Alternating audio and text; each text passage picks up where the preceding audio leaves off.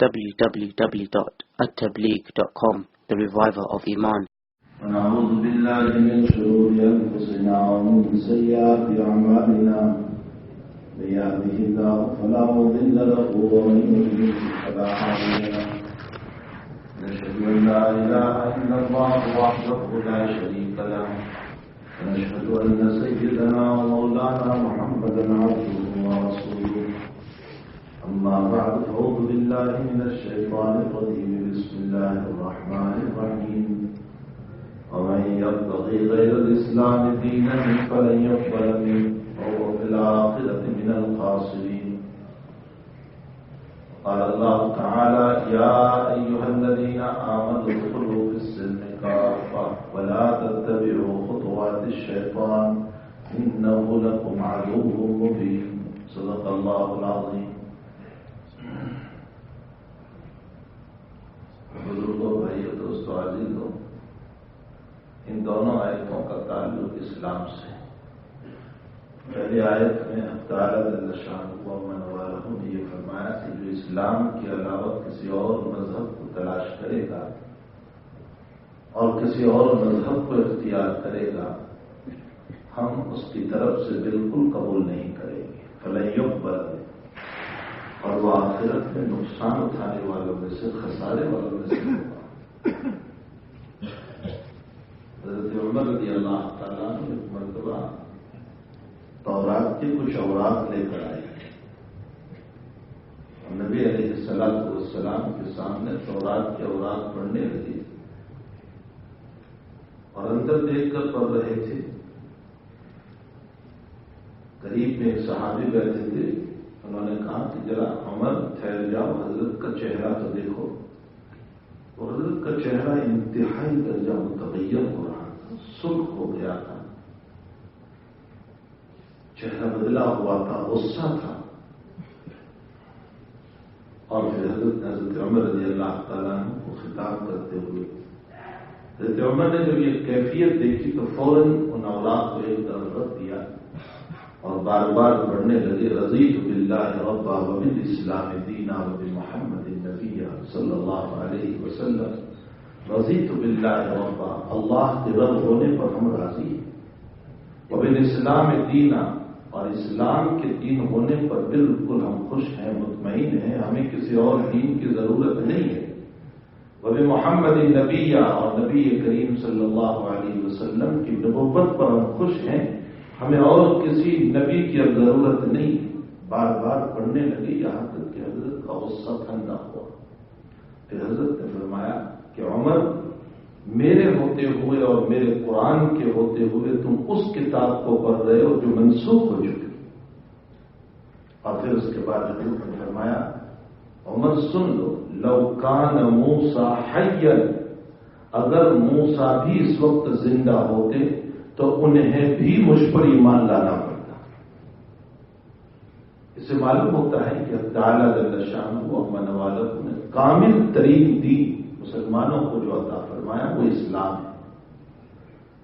دوسری آیت میں اب تعالیٰ جل شانہ و من والہ نے فرمایا یا ایھا الذین آمنوا ادخلوا فی السلم کافہ، اے ایمان والو اسلام میں مکمل داخل ہو جاؤ، کچھ ادھر کچھ ادھر ایسا نہ کرو جیسے ہمارا حال ہے۔ اور حال یہی ہے کہ جو ہمیں اچھا لگا ہم کہتے ہیں ہاں یہ اسلام کی تعلیم ہے، اور جہاں ہمیں اچھا نہیں لگا کہتے ہیں کہ نہیں یہ بھی کچھ فالو کرنے جیسی چیز ہے۔ کوئی فتویٰ آ جاتا ہے، اگر میری طبیعت کے فیور میں ہو تو سب کو دکھاتا پھرتا ہوں، دیکھیے مفتی صاحب کا فتویٰ ہے، اور اگر میرے اگینسٹ فتویٰ آ گیا ہے تو میں اس کو چھپا دیا کرتا ہوں، کسی کو پتہ بھی نہیں چلنے دیتا۔ فَلَا وَرَبِّكَ لَا يُؤْمِنُونَ حَتَّى يُحَكِّمُوكَ فِيمَا شَجَرَ بَيْنَهُمْ ثُمَّ لَا يَجِدُوا فِي أَنفُسِهِمْ حَرَجًا مِّمَّا قَضَيْتَ وَيُسَلِّمُوا تَسْلِيمًا۔ تیرے رب کی قسم، میرے پیغمبر صلی اللہ علیہ وسلم، یہ مومن نہیں ہو سکتے، ہمیں کہا تھا لا یؤمنون حتی یحکموک فیما شجر بینہم، جب تک کہ میرے محبوب تجھے اور تیرے قرآن کو اپنے اختلافی مسائل میں فیصل نہ بنائے، قرآن اور حدیث ہمارا فیصل ہے، اسی پر ہماری زندگی ہوگی، چاہے قیامت کا سویرا ہو جائے، لیکن یہی قرآن یہی حدیث ہماری زندگی کا فیصل بن کر چلے گی۔ ہمیں جو کچھ ملے گا وہ اسی سے ملے گا۔ حتی یحکموک فیما شجر بینہم ثم لا یجدوا فی انفسہم حرجا مما قضیت۔ پھر اگر کوئی بات قرآن اور حدیث کی آ گئی، محبوب تیری طرف سے کوئی بات آ گئی اور وہ ان کے خلاف پڑی، تو اپنے دل میں ذرہ برابر تنگی محسوس نہ کرے، تسلیم کر لے۔ وَيُسَلِّمُ تَسْلِيمًا، مکمل تسلیم کر لے کہ چاہے میری طبیعت کے خلاف ہے لیکن میں اسے مان رہا ہوں، اس لیے کہ یہ اللہ کا حکم ہے، یہ پیغمبر صلی اللہ علیہ وسلم کا حکم ہے۔ حضرات صحابہ کرام کی زندگیوں کو اگر ہم دیکھتے ہیں تو صحابہ کرام کا یہی حال ہے کہ اگر کوئی بات اپنی طبیعت کے خلاف بھی ہو گئی لیکن نبی کریم صلی اللہ علیہ وسلم نے فرما دیا، اسے تسلیم کر لیا۔ حدیبیہ کے موقع پر ایک عجیب سی بات ہو گئی، اللہ کے حبیب پاک صلی اللہ علیہ وسلم کو راستے ہی میں یہ پتہ چلا کہ اہل مکہ نے آپ کے خلاف ایک بہت بڑی جماعت کو جمع کر رکھا ہے اور وہ آپ کو مکے میں داخل نہیں ہونے دیں گے، نہیں جانے دیں گے، آپ کو روکیں گے۔ حضرت کو جب اس بات کا پتہ چلا تو حضرت نے اپنے صحابہ سے مشورہ کیا کیا کرنا چاہیے، کیونکہ سارے لوگ ہمارے خلاف مکے میں جمع ہو گئے اور ہم تو عمرے کے لیے جا رہے ہیں، ہمیں کوئی مقابلہ یا کوئی اور بات نہیں ہے۔ خود حضرت نے اپنی جب رائے پیش کی، بہت غور سے اس حدیث کو سنیں، ہمارے ذہن کو، ہمارے دلوں کو بہت دستک دے جاتی ہے، ہلا دیتی ہے۔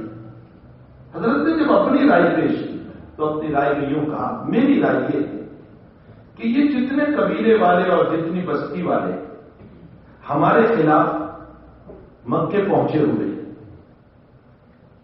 حالانکہ ہم نے ان کا کچھ نہیں بگاڑا ہے لیکن ہمارے خلاف وہاں پہنچے، تو اب میری رائے یہ ہے کہ ہم ان بستیوں کی طرف چلیں۔ دو بات میں سے ایک بات ہوگی، یا تو وہ لوگ مکے کو چھوڑ کر اپنے بستی کی حفاظت کے لیے آ جائیں گے تو مکہ والوں کی جماعت ٹوٹ جائے گی، اور اگر ایسا نہیں ہوتا تو دوسری صورت یہ ہوگی کہ پھر ہمارا ان کے ساتھ معاملہ ہو جائے گا۔ جب حضرت نے یہ رائے پیش کی، کوئی صحابی نہیں پیش کر رہا ہے، نبی پیش کر رہا ہے اس رائے کو، صدیق اکبر رضی اللہ تعالیٰ عنہ نے اپنا احرام بتایا اور فرمایا، حضرت ہم تو احرام باندھ کر چلے ہیں اور ہم نے کسی قبیلے کا ارادہ نہیں کیا، ہمارا ارادہ مکے کا ارادہ ہے، ہمارا ارادہ عمرے کا ارادہ ہے، اس لیے حضرت میری رائے یہ ہے کہ ہم مکے ہی چلیں، عمرے کے لیے چلتے رہے۔ ہاں اگر راستے میں کوئی رکاوٹ بنتا ہے تو پھر ہمارا ان کے ساتھ مسئلہ ہوگا، ورنہ ہم عمرہ کر کے واپس آ جائیں گے۔ اب دیکھیں، حضرت نے یہ نہیں کہا نبی ہوتے ہوئے تو کون ہے میری رائے کو توڑنے والا، اللہ اکبر، تو کون؟ فلسفہ اسلام ہی جاننا ہے تو میرے بھائیو یہ فلسفہ ہے، اس کو کہا جاتا ہے فلسفہ۔ حضرت نے یہ نہیں کہا کہ میں نبی ہوں اور میرے مقابلے میں تو کون رائے کو پیش کرنے والا۔ حضرت کے سامنے جب یہ رائے آئی، ابو بکر صدیق کی جب یہ بات آئی تو صدیق اکبر نے فرمایا، حضور نے فرمایا ابو بکر کی بات صحیح ہے، امضوا بسم اللہ، بسم اللہ بول کر مکے ہی کی طرف چلتے رہو، ہمیں کسی طرف رخ نہیں کرنا ہے، پہنچ گئے تو عمرہ کریں گے، نہیں پہنچے تو روک دیے گئے تو پھر ہم واپس ہو جائیں گے۔ جناب رسول اللہ صلی اللہ علیہ وسلم نے یہ نہیں دیکھا کہ میں نبی ہوں، یہ امتی ہے، میں امتی کی رائے کو کیوں قبول کروں۔ معلوم یہ ہوتا ہے فلا وربک لا یؤمنون۔ میرے بھائیوں، حضرات صحابہ کی زندگی اور حضور پاک صلی اللہ علیہ وسلم کی مبارک زندگی کو جب ہم پڑھتے ہیں تو ہمارے دل کی گرہیں کھل جاتی ہیں۔ آپ نے ہمیں اسلام کیسے سمجھایا، آپ نے ہمیں ایمان کیسے سمجھایا، تو یا ایھا الذین آمنوا ادخلوا فی السلم کافہ، اور اس آیت کا نزول بھی تب ہوا جب عبداللہ ابن سلام رضی اللہ تعالیٰ، یہودیوں کے بہت بڑے عالم، اور وہ حضرت کے اوپر جب ایمان لائے تو اس موقع پر چونکہ مذہب یہودیت میں اونٹ کا گوشت حرام تھا، کسی وجہ سے اللہ تعالیٰ نے ان پر حرام کر رکھا تھا۔ عبداللہ ابن سلام یہودیت سے جب اسلام میں آئے تو وہی پرانی ذہنیت تھی، اس لیے اونٹ کا گوشت نہیں کھاتے تھے، اور اسلام نے اس گوشت کو کھانے کی اجازت دے دی تھی۔ اب تعالیٰ نے آیت اتاری کہ جب اسلام میں آ چکے ہیں تو مکمل اسلام کا فالو کرو، کچھ یہودیت اور کچھ اسلام یہ نہیں ہو سکتا ہے۔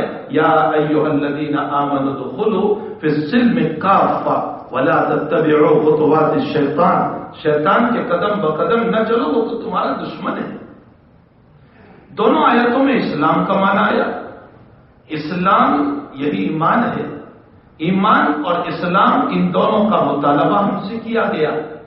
ایمان کا تعلق باطن سے، اسلام کا تعلق ظاہر سے۔ بقول حضرت جی مولانا یوسف صاحب رحمۃ اللہ علیہ، کل اللہ کے اوپر یقین کامل سے معمور اور بھرا ہوا ہو اور تیرا ظاہر محمد الرسول اللہ کی سنتوں سے لڑا ہوا ہو، اندر میں ایمان ہو اور ظاہر میں آقا صلی اللہ علیہ وسلم کی سنتیں ہو، جب یہ دونوں باتیں ہوگی تو اس صورت میں کلمہ مکمل ہوگا، اور وہ کلمہ لا الہ الا اللہ محمد الرسول اللہ، یہ تبھی مکمل ہو سکتا ہے جبکہ اندر میں ایمان ہمارا کیسا ہونا چاہیے؟ ایمان ہمارا اتنا مضبوط ہو کہ دنیا کی کوئی طاقت ہمیں اپنے ایمان سے ہلا نہیں سکے۔ میرے بھائیو، ایک مسئلہ یاد رکھو، عبادتوں کے باب میں گنجائش ہے کہ وہ عبادتیں کبھی کبھی معاف بھی ہو جاتی ہیں۔ روایت اور قرآن کی روشنی میں فقہا نے مسئلہ لکھا ہے کہ اگر کوئی آدمی 6 نمازوں تک بے ہوش رہا تو یہ 6 نمازیں یا اس سے زیادہ نمازیں جو اس کی چھوٹی ہوئی ہے یہ معاف ہو جاتی ہے۔ اب اس کو پڑھنا نہیں ہے، اس کی قضا نہیں کرنا ہے، حتیٰ کہ اس کا کوئی فدیہ کا بھی مسئلہ نہیں ہے۔ اگر 6 یا 6 سے زائد نمازیں قضا ہو گئی تو شریعت نے یہ رعایت کی ہے کہ وہ نمازیں معاف ہو جاتی۔ اگر کوئی پورا رمضان بے ہوش رہا اور اس طلوع چاند سے لے کر عید تک وہ مسلسل بے ہوش رہا، پورے رمضان کے روزے اس پر معاف ہو گئے، نہ اس کو رکھنا ہے نہ اس کا فدیہ دینا ہے۔ میرا 1 سال پورا ہو رہا تھا اور اس سے پہلے مکان میں آگ لگ گئی یا چوری ہو گئی، مال ختم ہو گیا اور بقدر نصاب نہیں رہا، شریعت نے کہا تجھ پر سے ہم زکات معاف کر دیتے ہیں، حتیٰ کہ حج کا مسئلہ بھی معاف ہو جاتا ہے۔ عبادتیں بعض صورتوں میں معاف ہو جاتی ہیں، لیکن ایمان ایک ایسی عبادت ہے جو پوری زندگی میں ایک لمحے کے لیے بھی معاف نہیں ہوگا۔ ایمان ایک ایسی وَاعْبُدْ رَبَّكَ حَتَّى يَأْتِيَكَ الْيَقِينُ، یہاں یقین بمعنی موت ہے، اور قرآن نے موت کو یقین سے اس لیے تعبیر کیا کہ اس کے بعد میں سبھی کو یقین ہے، اس لیے اس کو یقین سے تعبیر کیا گیا۔ وَاعْبُدْ رَبَّكَ، تیرے رب کی عبادت کر موت کے آنے تک، یعنی ایمان تیرا مکمل رہے موت کے آنے تک، حتیٰ کہ جناب نبی کریم صلی اللہ علیہ وسلم نے ارشاد فرمایا لَقِنُوا مَوْتَاكُمْ بِلَا إِلَٰهَ إِلَّا اللَّهِ، روح نکل رہی ہو اور سکرات چل رہی ہو، اس موقع پر بھی کلمے کا مطالبہ کر کے بتایا گیا کہ ایمان کی ضرورت تب بھی پڑے گی تیرے پاس۔ حتیٰ کہ اگر کسی غیر مسلم نے تمہیں پکڑ لیا اور وہ کلمہ کفر تمہارے پاس بلوا رہا ہے اور تم اضطراری حالت میں آ گئے، تمہاری کیفیت اضطراری مسئلہ ہو گیا، تو اس اضطراری کیفیت کے اندر بھی کہا گیا کہ اپنی جان کو بچانے کے لیے زبان سے کلمہ کفر بولنے کی اجازت ہے، لیکن دل میں پھر بھی ایمان باقی رہنا چاہیے۔ وَمَنِ اضْطُرَّ، تو قرآن کریم میں اس مسئلے کی طرف اللہ تعالیٰ نے وضاحت سے فرمایا وَقَلْبُهُ مُطْمَئِنٌ بِالْإِيمَانِ، قلب تیرا اس وقت بھی ایمان پر مضبوط اور باقی رہنا چاہیے۔ تو ایمان ہمارا اتنا مضبوط ہو کہ دنیا کی کوئی طاقت ہمیں اپنے ایمان سے ہلا نہ سکے۔ حالات آتے ہیں انسان کی زندگیوں میں، کون ایسا انسان ہے جس پر حالات نہیں آتے، مسائل نہیں آتے، پریشانیاں نہیں آتی؟ جناب نبی کریم صلی اللہ علیہ وسلم کی ساری زندگی دیکھو، حالات، مسائل، پریشانیوں سے بھری ہوئی ہے، لیکن اس کے باوجود ایمان اتنا مضبوط تھا حضرت کا کہ آپ کے ایمان کو کوئی دنیا کی چیز ڈگمگا نہیں سکی۔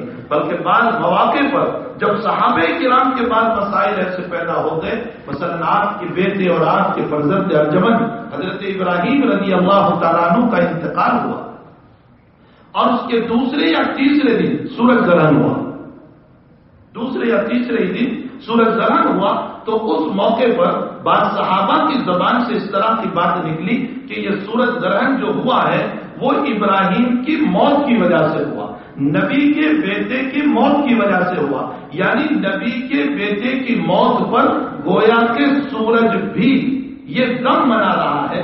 یہ جملہ میرا کوئی مرید میرے متعلق کہہ دے یا میرا شاگرد میرے متعلق کہہ دے، مجھے بڑی خوشی ہوگی۔ دیکھو ماشاءاللہ میری کیسی تعریفیں ہو رہی ہے کہ حضرت آپ آئے تو یہاں سے سردی بھی ختم ہو گئی اور فلاں بھی ختم ہو گیا، بڑی تعریف ہو رہی ہے۔ اللہ کے نبی علیہ الصلوۃ والسلام تعریف سننے کے لیے تشریف نہیں لائے تھے، توحید کو مضبوط کرنے کے لیے تشریف لائے تھے۔ حضرت نبی کریم صلی اللہ علیہ وسلم نے جب یہ جملہ سنا تو فرمایا لا ينقسمان لموت احد ولا لحیاتہ، فرمایا یہ سورج گرہن اور چاند گرہن کا تعلق کسی کے موت اور حیات سے نہیں ہے، فرمایا انہما من آیات اللہ، یہ اللہ کی نشانیوں میں سے ایک نشانی ہے۔ اللہ تعالیٰ کبھی کبھی اس کو بے نور بنا کر اور اس کو پکڑ کر دنیا والوں کو یہ بتانا چاہتا ہے، اپنی قدرت کو بتانا چاہتا ہے کہ کائنات کو روشن کرنے والا آفتاب میں نے تھوڑی دیر میں اس کو پکڑ کے بے نور کر دیا۔ 6-7 فٹ کے انسان تجھے پکڑ لینا تو میرے لیے بہت آسان ہے۔ تو اللہ جل شانہ اپنی قدرت کو بتا رہے۔ نبی کریم صلی اللہ علیہ وسلم نے جو صحابہ کرام میں ایک غلط بات چلنے والی تھی، حضرت نے اس کی بریک لگا دی اور توحید کو مکمل طور پر مضبوط طریق پر حضرت صحابہ کرام نے بھر دیا۔ حقیقت یہ ہے کہ ہماری توحید کا مسئلہ ایسا ہی مضبوط ہونا چاہیے کہ دنیا کی کوئی طاقت کسی بھی حالت میں اپنے ایمان کو ہلا نہ سکے، ہٹا نہ سکے۔ حالات ہوتے ہیں، مسائل ہوتے ہیں، پریشانیاں ہوتی ہے، غموم اور جو ہے مسائل کے پہاڑ ٹوٹتے ہیں، لیکن ان تمام حالات میں اپنے ایمان کو مضبوطی کے ساتھ لے کر چلو، اور اتنا مضبوط ہو کہ جب آپ دنیا سے رخصت ہو رہے ہو تو ہمارا ایمان ہمارے ساتھ قبر کے اندر چل رہا ہو۔ یہ ہے ایمان جس کو کہا گیا لا الہ الا اللہ۔ اور دوسری صورت محمد رسول اللہ صلی اللہ علیہ وسلم ہے۔ اللہ کے حبیب پاک صلی اللہ علیہ وسلم کی آمد نہ اپنی تعریف سننے کے لیے تھی، اللہ کے حبیب کی آمد نہ اپنی کوئی جائیداد یا کوئی مسئلہ بنانے کے لیے تھی۔ اللہ کے حبیب پاک صلی اللہ علیہ وسلم کا مسئلہ یہ تھا کہ میری امت کا ظاہر بھی سنور جائے، اس کا باطن بھی سنور جائے۔ ساری شریعت کا خلاصہ ظاہر بھی سنور جائے، باطن بھی سنور جائے۔ یہی وجہ ہے کہ آقا صلی اللہ علیہ وسلم جب دنیا سے رخصت ہو رہے تو میں آپ کو آپ کی زندگی کا خلاصہ سنا، ساری زندگی کا خلاصہ، قرآن کے 30 پاروں کا خلاصہ، آپ کی بے شمار روایتوں کا خلاصہ۔ آپ کا آخری دن ہے اور آپ چادر اوڑے ہوئے ہیں اور بار بار چادر کھولتے ہیں اور کوئی نہ کوئی بات ارشاد فرماتے ہیں۔ ایک مرتبہ آپ نے چادر کھولی تو آپ نے فرمایا لعنت اللہ علی الیہود اتخذوا قبور انبیائہم مساجد، فرمایا اللہ کی لعنت ہو یہودیوں کے اوپر کہ انہوں نے اپنے نبیوں کی قبروں پر سجدہ کیا۔ الا لا تتخذوا قبری وثنا، اے لوگوں خبردار خبردار، میرے مرنے کے بعد میرے قبر پر سجدہ نہ کرنا۔ حضرت عائشہ رضی اللہ تعالیٰ عنہ کا جملہ ہے بخاری شریف میں، عائشہ رضی اللہ تعالیٰ عنہ فرماتی ہے اگر ہمیں نبی کی قبر پر سجدہ کرنے کا خطرہ نہ ہوتا تو ہم نبی کی قبر کو کھلی چھوڑ دیتے، لیکن خطرہ اس بات کا تھا کہ حضرت کی قبر پر سجدہ کیا جائے گا، اس لیے حضرت کی قبر کو ہم نے مکان کے اندر بند کر دیا۔ تو فرمایا الا لا تتخذوا قبری وثنا، خوب سن لو، میری قبر کو بت خانہ نہ بنا، سجدہ خانہ نہ بنانا، میری قبر پر سجدہ نہ کرنا۔ اور ایک مرتبہ جب آپ نے چادر کھولی تو آپ نے 2 باتیں ارشاد فرمائی۔ ایک بات تو یہ ارشاد فرمائی الصلاۃ الصلاۃ، اور دوسری بات ارشاد فرمائی وما ملکت ایمانکم۔ یہ پورے قرآن کا خلاصہ، یہ تمام روایتوں کا خلاصہ، نماز قائم کرنا، نماز قائم کرنا۔ لفظ نماز اور صلاۃ کو بول کر اللہ کے حبیب پاک صلی اللہ علیہ وسلم نے تمام بدنی عبادتوں کو مراد لے لیا اور تمام حقوق اللہ کو مراد لے لیا۔ وما ملکت ایمانکم، اور اپنے ماتحتوں پر ظلم نہ کرنا۔ اس دوسرے جملے کے اندر آپ نے تمام حقوق العباد کو مراد لے لیا. سارے قرآن کا خلاصہ حقوق اللہ، حقوق العباد، ساری روایتوں کا خلاصہ حقوق اللہ، حقوق العباد. بس یہ دو جملوں میں آپ نے آخری دن اپنی زندگی کا خلاصہ بیان کر دیا اور اپنی امت کو یہ تعلیم دے کر گئے اللہ کے حقوق بھی پورا کرنا. اور جناب رسول اللہ صلی اللہ علیہ وسلم نے دوسرے جملے میں بتا دیا بندوں کے حقوق بھی پورا کرنا. تو میرے بھائیوں، آقا کی آمد دنیا میں اس لیے ہوئی ہمارا ظاہر بھی سنور جائے، ہمارا باطن بھی سنور جائے. اور کیسا سنورے کہ ہمارا ظاہر ایسا ہو کہ جس سے اللہ کے نبی علیہ السلام خوش ہو جائیں، اور ہمارا باطن اور ہمارا قلب اتنا صاف ستھرا ہو کہ جس کی بنیاد پر اللہ کی تجلی کا مظہر ہمارے قلوب بن جائے. حضرت شاہ ولی اللہ صاحب رحمۃ اللہ علیہ نے حجت اللہ بالغہ میں ایک جگہ لکھا ہے، فرمایا اللہ نے عرش پر تجلی فرمائی، عرش منور ہو گیا. کعبہ پر تجلی فرمائی، کعبہ منور ہو گیا. اے انسان، عجیب و غریب بات حضرت نے لکھی ہے، یعنی دل مچل جاتا ہے اس بات کو پڑھ کے. فرمایا اے انسان، اگر تو اپنے قلب کو صاف ستھرا بنائے گا تو اللہ تیرے قلب کو بھی اپنا تجلی گاہ بنا دے گا، اس کو منور کر دے گا، اپنی روشنی سے محظوظ کر دے گا، مجلہ اور منور بنا دے گا. تو ہمیں چاہیے کہ ہم اپنے باطن کی بھی اصلاح کریں، باطن کی بھی صفائی کریں.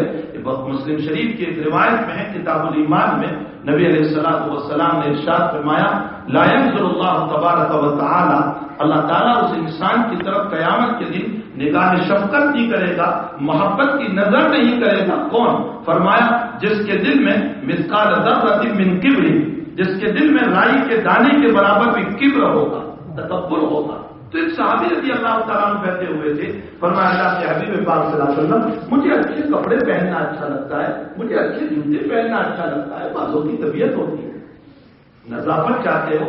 فرمایا مجھے اچھے کپڑے پہننا اچھا لگتا ہے، مجھے اچھے جوتے پہننا اچھا لگتا ہے. فرمایا یہ بھی کبر ہے. اللہ کے حبیب نے فرمایا نہیں، یہ کبر نہیں، ان اللہ جمیل ویحب الجمال. اللہ تعالیٰ خوبصورت ہے اور خوبصورتی کو پسند کرتا ہے، صاف ستھرا رہنے کو پسند کرتا ہے انسان. اسی لیے تو روایتوں میں فرمایا گیا جب صحابہ کرام کام کر کے جمعہ کے دن نماز پڑھنے آتے تھے، مسجد بہت نیچی تھی، چھوٹی تھی، کھڑکیاں بھی اتنی نہیں تھی، جس کی وجہ سے پسینے کی وجہ سے خوب بدبو ہوتی تھی. اللہ کے حبیب نے اپنے صحابہ کو فرمایا کیوں ایسا نہیں کرتے کہ تم جمعہ کے دن غسل کر کے آیا کرو. نظافت شریعت میں محمود ہے. انسان کا پراگندہ رہنا، اس طرح پر رہنا کہ بدن سے بدبو آتی رہے، کپڑے بھی ٹھیک نہ ہو، یہ کوئی تصوف نہیں ہے، اسے شریعت نہیں کہا جاتا. انسان صاف ستھرا رہے، نظافت رہے. اللہ کے حبیب نے فرمایا ان اللہ جمیل ویحب الجمال. اچھا کپڑا پہننا برا نہیں ہے، اچھے جوتے پہننا برا نہیں ہے. تو پھر کس کو کہا جاتا ہے تکبر؟ نبی علیہ السلام تعریف فرماتے بطر الحق وغمط الناس.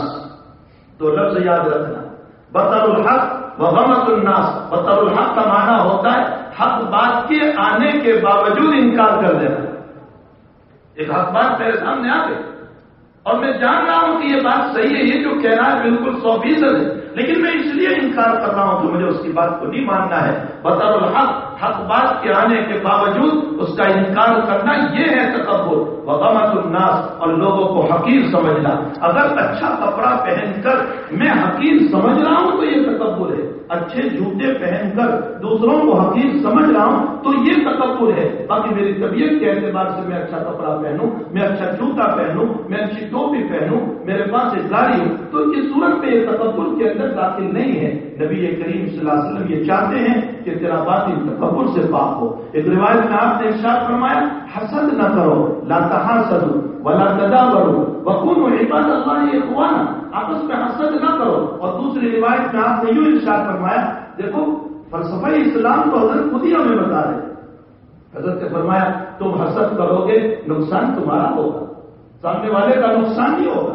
میں آپ کی گاڑی پر، آپ کے مال پر، آپ کی جائیداد پر، آپ کے علم پر، آپ کے مکان پر، آپ کے کاروبار پر میں نے حسد کیا تو میرے حسد کی وجہ سے نہ آپ کی گاڑی کو نقصان، نہ آپ کے کاروبار کو نقصان، نہ آپ کے مکان کو نقصان، نہ آپ کی دکان کو نقصان میرا یہ ہوا میں اس پہ گلتا چلا گیا، مجھے راتوں میں نیند نہیں آئی، میں آپ کی وجہ سے پریشان رہا، میں نے اپنی طبیعت کا نقصان کر لیا، یہ تو دنیا کا نقصان ہوا۔ اور آقا فرماتے ہیں آخرت میں جب تک تیرا حسد چلتا رہا تیرا ثواب ختم ہوتا رہا، تیری دنیا بھی برباد تیری آخرت بھی برباد، بھلا تو حسد کر کے اپنی دنیا کو بھی تباہ کرنا ہے، اپنی آخرت کو بھی تباہ کرنا ہے، یہ کوئی عقل مندی کی بات نہیں ہوا کرتی ہے۔ آپ نے فرمایا لا تحاسدوا ولا تدابروا، تدابروا کا معنی آپس میں ایک دوسرے کے خلاف سازش کرنا، تدبیریں کرنا، فرمایا ایسا نہ کرو اس لیے کہ میں نے آپ کے خلاف کوئی سازش کی یا آپ نے میرے خلاف کوئی سازش کی، ٹھیک ہے یہ سازش تو وقتی طور پر ہو گئی، لیکن اس کا نتیجہ یہ ہوگا